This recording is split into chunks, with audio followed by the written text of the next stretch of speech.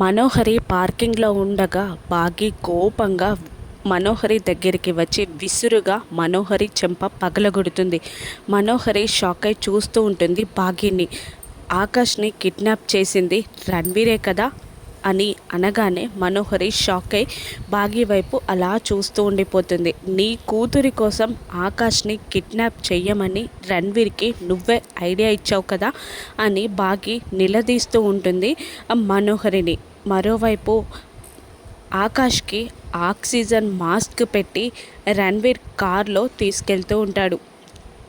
బాగి అంత తిడుతున్న మనోహరి సైలెంట్గా నిలబడి చెంప మీద చెయ్యేసుకొని బాగిని చూస్తూ ఉండిపోతుంది. చెప్పు, ఆకాష్ ఎక్కడ, రణ్వీర్ ఎక్కడికి తీసుకెళ్ళాడు చెప్పు అని నిలదీస్తూ ఉంటుంది బాగి మనోహరిని. అప్పుడే అమర్ కూడా వాళ్ళిద్దరి దగ్గరికి వస్తాడు.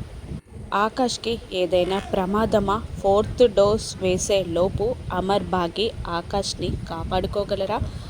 మనోహరి నోటి వెంట నిజం రప్పిస్తుందా బాగి?